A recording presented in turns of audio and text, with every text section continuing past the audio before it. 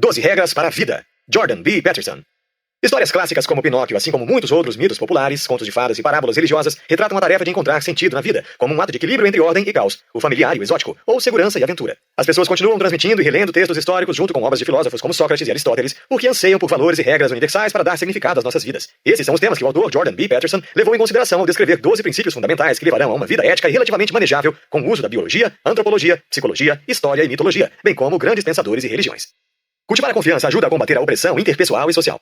As hierarquias sociais parecem ser características de toda a sociedade já estudada. Além disso, essas hierarquias sociais existem entre várias espécies de vida há centenas de milhões de anos. Seja uma lagosta ou um humano, um animal é capaz de determinar seu lugar na hierarquia com base em como os outros o tratam. Se o animal tem status baixo, seu cérebro limita a quantidade de serotonina disponível no corpo, o que o torna mais reativo, mais pronto para se proteger. Esse estado também usa muita energia, o que acaba levando a problemas de saúde, postura e, no caso dos humanos, maus hábitos derivados do desespero. Todos esses efeitos reforçam ainda mais o lugar do organismo. O oposto é verdadeiro para indivíduos de status elevado, que garante saúde, território e recursos. O caminho para os humanos humildes melhorarem seu lugar na sociedade é adotar os hábitos daqueles acima deles. Em vez de agirem submissos, devem tentar manter uma postura ereta e agir de maneira assertiva. Eles também devem entrar em contato com sua agressão inata. Essas medidas não apenas melhorarão a vida dos indivíduos, mas os protegerão do comportamento tirânico de seus pares. Se um número suficiente de membros de uma sociedade se envolverem em um comportamento assertivo, defendendo seus direitos individuais, eles podem impedir a tirania política. Em 2015, o The Guardian pediu a vários especialistas que dessem conselhos sobre como pessoas menos assertivas podem aprender a ser mais obstinadas. Jack Marson, psicóloga e autora de Aprenda a Dizer Não Sem Se Sentir Culpado, de 2013, explica que aprender a dizer não de uma maneira positiva pode tornar as pessoas menos assustadoras. Primeiro, diz Marson,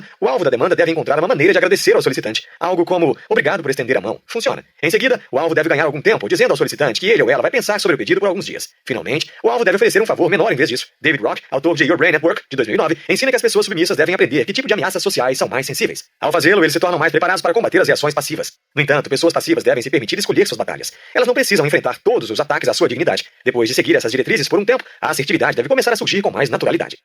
O autocuidado ajuda a moderar as duas forças opostas e potencialmente destrutivas do universo, a ordem e o caos.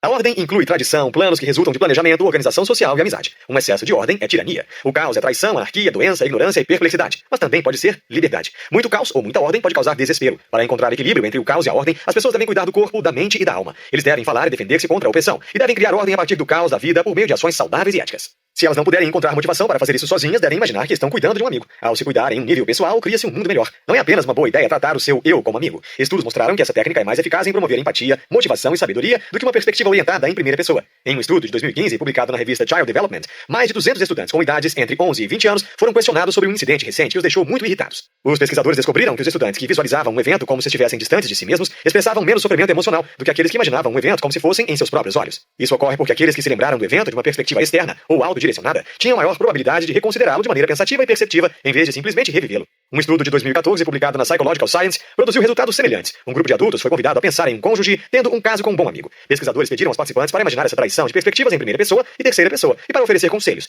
O estudo descobriu que o conselho que os participantes davam aos outros era mais sábio do que o raciocínio em que se engajavam quando se imaginavam vítimas das coisas. Quando escolher o caminho sadio e ético da vida parece uma luta, ajuda a olhar para a situação como um observador em terceira pessoa e falar para si mesmo como se estivesse falando com um amigo próximo. Pessoas honestas, gentis e saudáveis levantam as pessoas ao seu redor. Nem sempre é fácil cercar-se de bons amigos. Às vezes as pessoas acabam em uma turma errada porque é a opção mais simples ou não acreditam que merecem algo melhor. Outras vezes eles acham que podem ajudar os menos afortunados. No entanto, aqueles que são menos afortunados também podem ser encrenqueiros, que podem levar os ajudantes para o mesmo caminho. É difícil determinar se as pessoas honestamente precisam de ajuda ou apenas querem explorar a pessoa que ofereceu uma mão. Então é melhor que um ajudante em potencial se abstenha de se envolver. O termo altruísmo patológico descreve o fenômeno em que o comportamento bem intencionado dirigido a uma pessoa ou grupo marginalizado acaba prejudicando o benfeitor. Cuidar dos outros a longo prazo pode ter efeitos deletérios na saúde mental e física do cuidador, incluindo depressão, culpa, distúrbios de estresse e esgotamento. Enfermagem é um campo em particular em que o esforço empático excessivo aparece ligado a essa fadiga extrema. O comportamento de cuidar também está ligado à codependência. Em vez de agir automaticamente por empatia e envolver-se em relacionamentos de ajuda, pode ser importante primeiro considerar plenamente as possíveis consequências. Por causa da diversidade infinita da humanidade, existem muitas maneiras de encontrar satisfação na vida. É comum comparar negativamente sua própria carreira ou status com colegas. No entanto, isso negligencia uma realidade mais ampla. Para que as pessoas encontrem seu caminho único, elas devem primeiro se perguntar o que significaria a sua vida e então seguir nessa direção. No entanto, elas devem ficar abertas a possibilidades que elas ainda não conhecem. À medida que avançam por um caminho de aprimoramento pessoal, à medida que se envolvem profundamente em suas próprias atividades significativas, descobrirão que se comparam menos aos colegas. Emily Stephanie Smith, autora de O Poder do Sentido, de 2017, discutiu o que significa ter uma vida significativa em uma entrevista de 2017 com o Jornal de Negócios da Wharton School. Depois de entrevistar dezenas de americanos e depois de analisar filosofia, religião e arte para determinar o que torna a vida mais significativa, Smith descobriu que existem 4 componentes: um sentimento de pertencer a uma comunidade, um objetivo de longo prazo que gira em torno de retribuir ao mundo, uma narrativa que ajuda a dar sentido à vida e experiências transcendentais ou espirituais. É importante notar que as pessoas não precisam ter empregos que sejam significativos na superfície, a fim de encontrar significado no trabalho. Realizar o trabalho de uma pessoa com uma mentalidade de serviço é o suficiente para construir um significado. Smith descobriu que as pessoas cujas vidas contêm esses 4 elementos são mais resistentes quando enfrentam adversidades. Isto é, em parte, porque as pessoas interessadas em significado estão dispostas a aprender e crescer a partir de experiências dolorosas. As pessoas que estão focadas meramente em alcançar a felicidade, pelo contrário, são mais propensas a evitar quaisquer sentimentos negativos. Em última análise, as pessoas que buscam significado são mais felizes do que as que buscam a felicidade. Os que buscam significado acabam tendo vidas mais profundas e mais conectadas, enquanto os que buscam a felicidade tendem a se sentir solitários e insatisfeitos. Embora a vida dirigida pelo sentido possa não ser fácil, pode-se ter certeza de que vale a pena. É necessário que os pais controlem o mal que seus filhos exibem, a fim de garantir que eles possam mais tarde funcionar e prosperar na sociedade.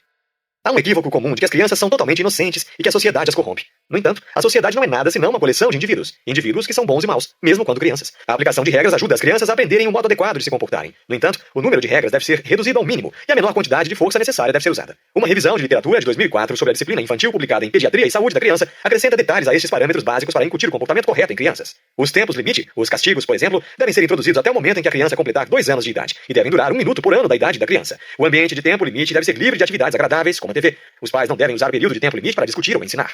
Em vez disso, o pai deve reiterar brevemente o motivo da punição. Você está indo para o castigo porque você mordeu sua irmã. Depois disso, a criança deve ser deixada sozinha até o tempo acabar. Quando o tempo acabar, os pais não devem continuar a interferir no mau comportamento. Eles devem introduzir uma nova atividade e seguir em frente. Os pais também podem optar por disciplinar crianças com idade acima de 4 anos por meio de discussões destinadas a evitar o mau comportamento. Antes que o mau comportamento aconteça, ou bem depois de ter ocorrido, os pais podem discutir o comportamento correto com a criança. Reforçar a conduta apropriada em diferentes ambientes emocionais ajuda a consolidar a lição. Embora possa ser difícil às vezes, seguir essas técnicas disciplinares dará às crianças uma vantagem na negociação do mundo real. É melhor se concentrar em purificar a vida interior e depois espalhar o bem para o mundo a partir disso. Os seres humanos criaram sociedades que permitem segurança e conforto para muitos. A menos que os indivíduos tenham ordenado perfeitamente a própria vida, a menos que tenham alcançado seus objetivos e vivam em paz e harmonia com os que os rodeiam, não estão em posição de defender a destruição ou a reorganização de estruturas maiores, como o Estado ou suas instituições. Alguns ativistas políticos progressistas acharam essa ideia pertinente à sua própria comunidade. O escritor e organizador comunitário Hassan Ahmad destacou a hipocrisia dos organizadores que agem de uma maneira exclusiva que está em desacordo com a generosidade de espírito que pretendem criar no mundo. Como exemplo, Ahmad aponta para a chamada cultura de convocação de muitos círculos progressistas e radicais, na qual os membros destacam a humilhação e a possível exclusão de outros membros que inadvertidamente se envolveram em comportamento ou linguagem que é racista, sexista ou maldosa. Uma ação se torna razão suficiente para a excomunhão do grupo. Ahmad escreve que as políticas de call-out refletem o que o complexo industrial da prisão nos ensina sobre crime e punição, banir e descartar indivíduos, em vez de se envolver com eles como pessoas com histórias complicadas. O que é ainda pior, escreve Ahmad, é quando as pessoas que são queridas em usar linguagem anti-opressiva empregam-na para cobrir suas próprias ações opressivas. Se alguns desses ativistas fizessem bem em resolver os conflitos entre suas crenças e suas ações, antes de impor sua vontade ao mundo. Trabalhar para o bem não apenas melhora o mundo, mas leva a uma vida significativa para o indivíduo. A fim de combater o mal, também entendido como a capacidade dos seres humanos de infligir sofrimento, as pessoas devem sacrificar suas vidas à bondade. Alguns diriam a Deus. Na mente ocidental moderna, no entanto, Deus, ou especificamente o cristianismo, é obsoleto. No século XX, o niilismo e as ideologias totalizantes, como o fascismo e o comunismo, surgiram para tomar o seu lugar. Esses sistemas de ideias que podem possuir populações inteiras criaram um sofrimento inimaginável. Isso significa que às vezes uma ideia deve ser sacrificada para combater o mal e criar o bem. As pessoas muitas vezes erroneamente acreditam que procurar impor a ideologia é a mesma coisa que visar o bem maior. No entanto, as ideologias tendem a distorcer a realidade e desestimular o pensamento individual, o que pode interferir na capacidade de lidar com o sofrimento. Em seu livro O Verdadeiro Crente, de 1951, o autor Eric Hoffer descreve várias características comuns aos adeptos das ideologias. O verdadeiro crente ganhou popularidade renovada após os ataques de 11 de setembro, bem como durante os protestos do Tea Party e do Occupy Wall Street. Hoffer explica que os movimentos de massa que aderem às ideologias sempre têm um diabo que estão dispostos a eliminar. Os ideólogos tendem a ficar insatisfeitos consigo mesmos e prontos para imitar alguém que admiram. Ideologias devem ter líderes, indivíduos fortes nos quais os insatisfeitos pessoalmente possam encontrar satisfação. Proselitismo e coerção também são traços de ideólogos. Muitas vezes há intensa desconfiança nos movimentos ideológicos que levam à conformidade em massa. Para encontrar a verdadeira satisfação, o indivíduo deve cultivar o pensamento original e buscar a verdade e a bondade por meio da experiência pessoal. Viver uma mentira cria dissonância interna, o que torna as pessoas infelizes. As pessoas mentem para impor sua ideologia, para provar que estão certas, para subir na escala social, para minimizar conflitos e, essencialmente, para ganhar controle sobre suas situações. Quando os ideólogos impõem uma mentira no nível da sociedade, eles tentam transformar a realidade em sua visão, muitas vezes com resultados fatais. Contar a verdade, por outro lado, cria uma vida mais gerenciável e agradável. A verdade não é absoluta, como as ideologias são. Isso muda com o tempo e a experiência. Para avançar em direção a uma sociedade decente e evitar a corrupção, os cidadãos devem prestar atenção e dizer a verdade. A necessidade de dizer a verdade é particularmente importante para preservar as democracias. A imprensa tem o potencial de atuar como uma das forças mais fortes nesse esforço. É importante que os jornalistas promovam a revelação pública da verdade sobre o governo Trump, conhecido por distorcer fatos, por exemplo. No entanto, a imprensa tem um registro misto quando se trata de cobrir Trump. Como o veterano jornalista investigativo Charles Lewis escreveu no The Nation em outubro de 2017, a grande mídia no período que antecedeu a eleição não conseguiu cobrir adequadamente as mentiras de Trump. Isso se deveu ao fato de que a retórica e o comportamento extravagantes de Trump eram fantásticos para as audiências de TV. Como o executivo-chefe da CBS, Leslie Moonves, disse sobre a cobertura de wall-to-wall favorável da rede de Trump, pode não ser bom para os Estados Unidos, mas é muito bom para a CBS. Desde que Trump entrou no cargo, houve uma mudança para um jornalismo mais agressivo. Como Lewis ressalta, a grande mídia não tem sido tão adversária desde o Watergate. No entanto, Lewis argumenta que um espírito ainda mais probatório é necessário para criar responsabilidade. O jornalismo investigativo sério deve ser dirigido tanto às corporações quanto ao governo. Ambos são igualmente culpados de mentir ao público. A confiança dos anunciantes na publicidade corporativa, no entanto, torna essa perspectiva improvável. Segundo Lewis, uma medida que melhoraria a divulgação da verdade pela imprensa seria a restauração pelo Congresso das obrigações de serviço público das estações de rádio e televisão. Mais uma vez, isso parece improvável de acontecer. Na ausência de ações do governo para fortalecer a imprensa, os próprios jornalistas devem manter seu mandato e seguir seus ideais de dizer a verdade ao público e responsabilizar os poderosos. Embora a escuta pareça ser uma atividade comum, a escuta verdadeira é, na verdade, bastante rara. Em discussões entre pessoas, um ou mais está tentando provar que está certo. Quando as pessoas realmente ouvem, é provável que aprendam algo e saiam com uma visão de mundo alterada e aprimorada. Uma maneira de praticar a escuta ativa, especialmente durante uma discussão, é resumir o que a outra pessoa disse antes de responder. Isso aumenta a empatia e ajuda a garantir que o mesmo argumento não se repita no futuro. O coach de escuta, Paul Donahue, aconselha os clientes a escrever uma lista de pontos que desejam abordar e perguntas que desejam fazer em uma conversa, para que possam ouvir ativamente enquanto a outra pessoa está falando, em vez de discutir o que dizer em seguida. Ele também sugere tomar notas enquanto escuta ou faz contato visual para evitar que os pensamentos fujam. Os pesquisadores acreditam que a capacidade dos seres humanos de lembrar o que foi dito em uma conversa diminuiu nos últimos anos devido aos altos níveis de distração digital e menor interação pessoal. Esta é uma má notícia, considerando que, mesmo antes da era digital, as pessoas mantiveram apenas cerca de 10% de uma conversa cara a cara após uma breve distração. O crescimento pessoal nos dias de hoje é mais difícil do que costumava ser, e aprender a ouvir é mais importante do que nunca. Articular problemas permite que eles sejam confrontados e resolvidos, enquanto varrê-los sob o tapete encoraja-os a se espalhar. Todo mundo sabe como é ter o tapete puxado. Esse é o sentimento que se segue quando alguém é traído por um cônjuge, quando um carro quebra, quando um ente querido comete suicídio. É a sensação do caos. O que foi pensado para ser a realidade não é mais. Em momentos como esses, os indivíduos devem articular exatamente o que aconteceu, para que possam compreendê-lo e eventualmente seguir em frente. Se eles não fizerem o balanço, ficarão desnorteados e infelizes. Em muitas situações, a coragem de articular problemas pode evitar muito sofrimento. Tomemos o exemplo de um homem que sofre um grave desgaste do trabalho. Quando ele começou seu trabalho em um escritório de advocacia, trabalhava longas horas e não dormia muito, mas a excitação do novo emprego o manteve em movimento. Depois de um ano, começou a sentir sintomas físicos como dores de estômago e ansiedade leve. A falta de tempo em sua vida para o exercício e para estar com a família começou a cobrar seu preço. Ele ganhou uma quantidade significativa de peso e notou seu humor diminuir. Depois de 2 anos, a ansiedade se transformou em depressão e começou a interferir em suas longas horas de trabalho. Mas ele avançou, trabalhando de cama alguns dias se necessário. Finalmente, uma tarde, no 3º ano, ele teve um ataque de pânico no trabalho. Ele não dormiu na noite anterior porque estava trabalhando sob muito estresse. De repente, ele começou a hiperventilar e tremer e sentiu que ia vomitar. Ele temia que morresse. Ele foi levado para a sala de emergência, onde o médico lhe disse que estava esgotado, ansioso e deprimido e que precisava descobrir uma maneira de negociar um horário de trabalho mais leve ou mudar de emprego. Se este homem tivesse abordado suas enfermidades físicas e mentais à medida que surgissem, em vez de ignorá-las e superar a dor, ele poderia ter conseguido remediar os problemas mais cedo, em vez de permitir que eles se acumulassem em uma crise total. Diferenças de gênero são biológicas, não socialmente construídas, e tentar aniquilá-las é ruim para a sociedade. Muitas disciplinas acadêmicas nas universidades norte-americanas hoje ensinam que a cultura ocidental oprime as mulheres e as pessoas de cor. Como resultado, meninos e homens brancos sofrem muito opróbrio social. Essa narrativa de opressão é equivocada. As diferenças biológicas entre homens e mulheres justificam discrepâncias no tratamento dos dois sexos ao longo da história. Também não é razoável para as sociedades ocidentais impor medidas antidiscriminatórias para combater o suposto tratamento desigual de pessoas de cor e pessoas com deficiência. Medidas de pagamento igual e similares não fazem sentido, porque a identidade do grupo pode ser subdividida até o nível individual, o que significa que todas as pessoas podem reivindicar o direito de tratamento preferencial devido a algum grau de deficiência ou discriminação. Em agosto de 2017, o debate sobre a ação afirmativa surgiu novamente nos Estados Unidos, depois que foi revelado que o Departamento de Justiça estava considerando processar universidades com políticas de admissão conscientes da raça. Neste momento, o ex-oficial do Departamento de Justiça, Roger Clegg, falou à BBC sobre a inutilidade de tais medidas nos dias de hoje. Segundo Clegg, as políticas de ação afirmativa não são consistentes com a lei federal e são simplesmente injustas. Ele argumentou que os estudantes brancos que trabalham muito duro não devem ser discriminados simplesmente porque têm a cor da pele errada. Ele acrescentou que os estudantes de cor que são menos qualificados academicamente, mas que são admitidos com base na raça, tendem a ter um desempenho ruim na faculdade e são menos propensos a se formar. Jim Crow terminou há décadas, observou Clegg, e a sociedade norte-americana está se tornando cada vez mais multirracial. Portanto, a ação afirmativa é injustificável. Discriminação com base na raça, de acordo com Clegg, não é o caminho para uma sociedade mais justa.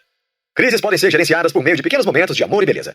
Existem poucas catástrofes que parecem mais injustas do que uma criança que fica gravemente doente. Em crises como essa, o sofrimento pode ser agravado pelo niilismo que provoca. Para combater o sofrimento durante uma catástrofe, é útil reservar um período específico de tempo todos os dias para discutir a crise. Então, pelo resto do dia, a família não deve insistir e deve tentar viver um pouco de uma vida normal. Prestar muita atenção ao amor e à beleza também atenua a dor durante uma crise. Prestar atenção ao presente pode ajudar os membros da família a perceber momentos de beleza. Um pôr do sol, talvez, ou um gato na calçada. Morar nesses momentos celestiais pode ajudar a compensar-se momentaneamente o terrível sofrimento da vida. Ben Sherwood, autor de O Clube de Sobreviventes, de 2010, ofereceu outras maneiras de administrar as emoções antes e durante as crises, grandes e pequenas. A melhor maneira de se preparar ou prevenir uma crise, diz ele, é combater o que os psicólogos chamam de viés da normalidade. Essa é a tendência de se comportar como se tudo estivesse bem, mesmo quando recebemos sinais de que algo está errado. O viés da normalidade pode se manifestar de várias maneiras. Um funcionário pode assistir a sua empresa fazer demissões, mas se recusa a reconhecer a realidade de que ele precisa procurar um novo emprego. Ou um marido pode ignorar sinais de que sua esposa o está traindo porque ele não pode suportar essa nova realidade. A maneira de combater essa propensão a ignorar circunstâncias mutáveis e potencialmente perigosas é praticar cada vez mais consciência do ambiente imediato no dia a dia, guardar o telefone no caminho para o trabalho e olhar em volta. É uma forma de aumentar a conscientização sobre o ambiente ao redor. Tomar uma nova rota para o trabalho é outra. Com o tempo, até reconhecer pequenas mudanças na expressão facial se tornará uma segunda natureza.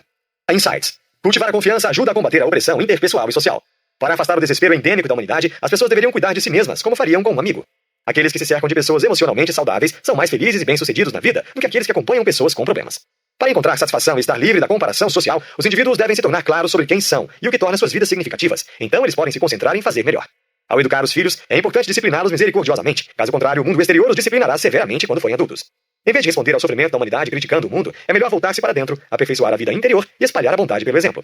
Sacrificar a vida de uma pessoa para a busca do bem maior, em vez de se agarrar cegamente a uma ideologia, levará a uma vida significativa. Contar a verdade ajuda a proteger as pessoas da miséria e da sociedade da corrupção. Ouvir verdadeiramente traz crescimento pessoal. Claramente articular problemas permite que eles sejam confrontados e resolvidos, enquanto varrê-los sob o tapete encoraja-os a apodrecer e metastatizar.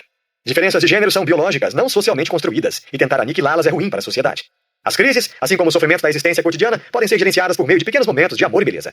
Neste livro você aprendeu que navegar pela vida é uma luta constante, cheia de provações e tribulações, e se há alguma garantia na vida é a de que haverá mais problemas ao virar a esquina, mas também há beleza e alegria a serem encontradas, por mais fugazes que sejam esses momentos. Tudo o que você pode fazer é dar o seu melhor, ser honesto e sincero e evitar ser egoísta e orgulhoso. Também é importante assumir a responsabilidade por sua própria vida e não culpar o mundo ou os outros por suas deficiências.